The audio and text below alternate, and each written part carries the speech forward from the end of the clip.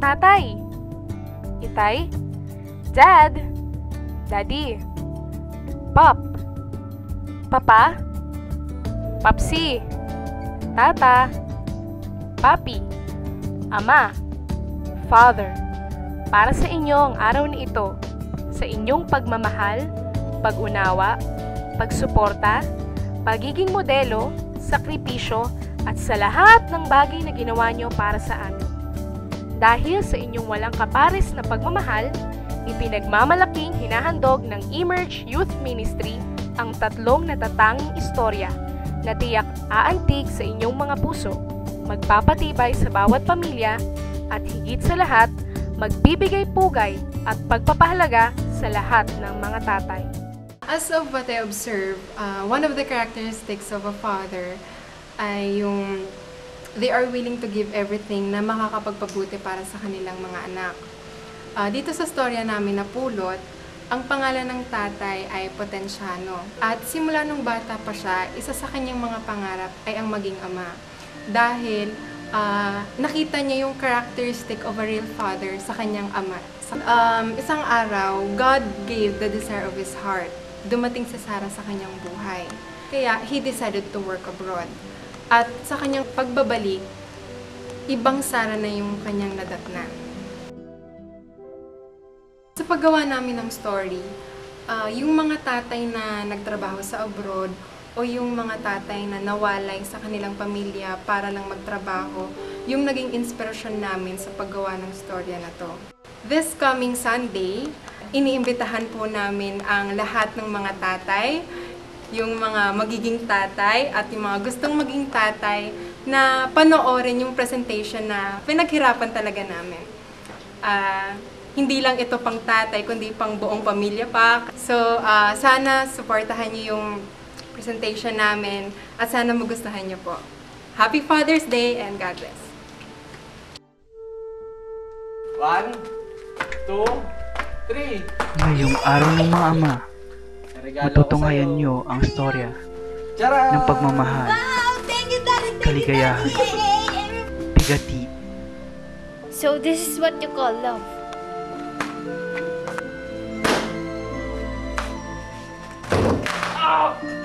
At pagpapatawad ng isang ama.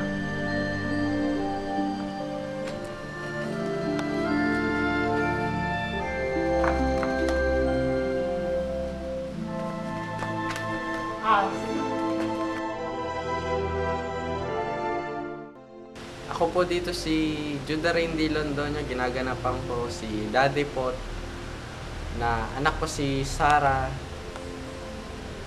Nakarelate ako sa story nito kasi yung daddy ko nagtatrabaho din sa ibang bansa, na na-realize ko rin na hindi pala madaling maging isang ama, lalo na kung nawawalay ka sa anak mo. Dahil sobrang sakripisyo pala yung ginagawa nila para lang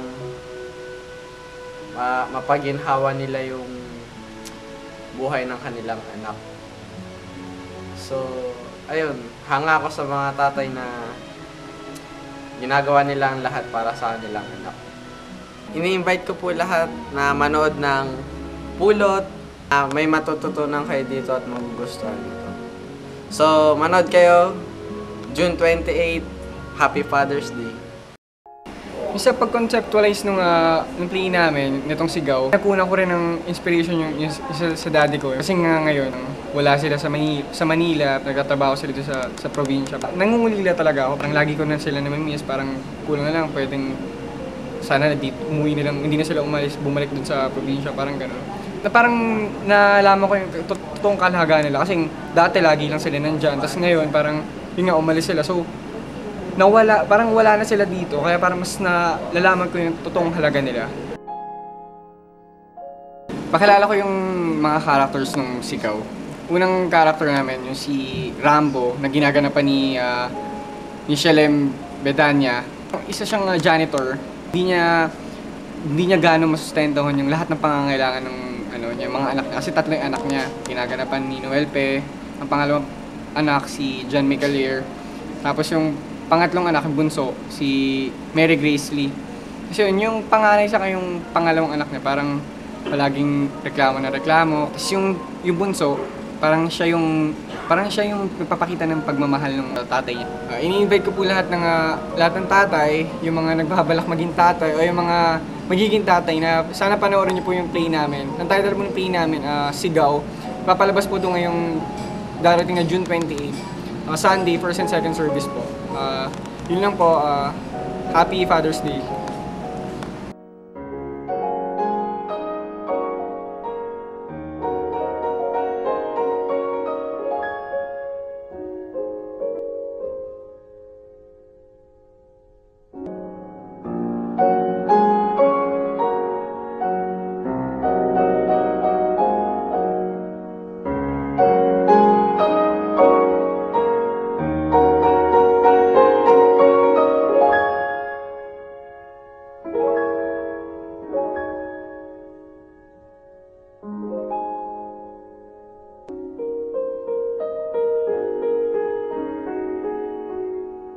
Minsan, nakakatuwang isipin na ang mga salita rin pala ay sadyang mapaglaro. Tulad na lang ng salitang mahalagang bagay. Kung iisipin nating mabuti, mas mauunawaan ang kahalagahan ng salitang mahalaga kung mawawala ang salitang bagay. This is one of the lines na naisulat ko sa script namin na pinamagatang Sigaw.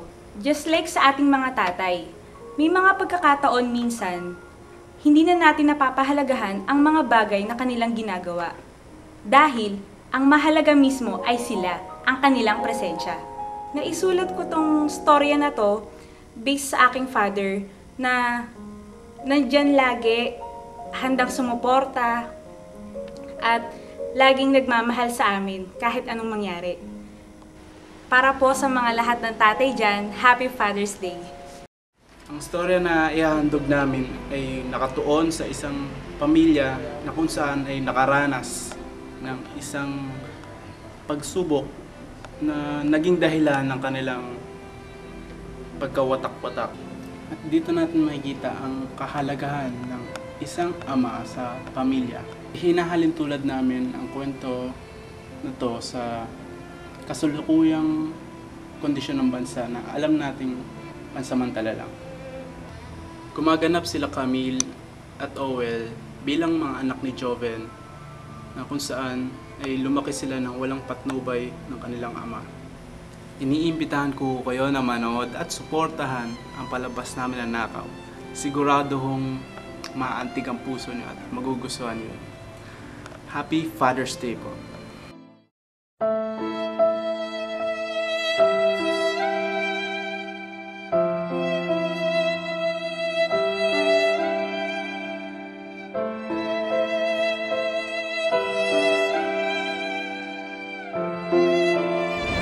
Mabuti pang iwan na kita!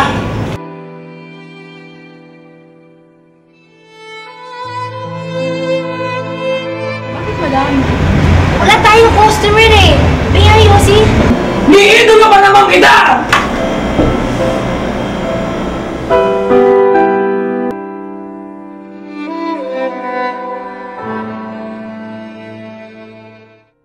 Yung story is all about sa father na nakulong dahil napagbintangan siya na nagnakaw. Tapos, unti-unting nananakaw yung bawat sandali ng buhay niya sa pamilya niya na nawawalan siya ng time, nawawala yun parang pagiging ama niya na yun yung hinahanap-hanap ng mga anak niya at ng asawa niya.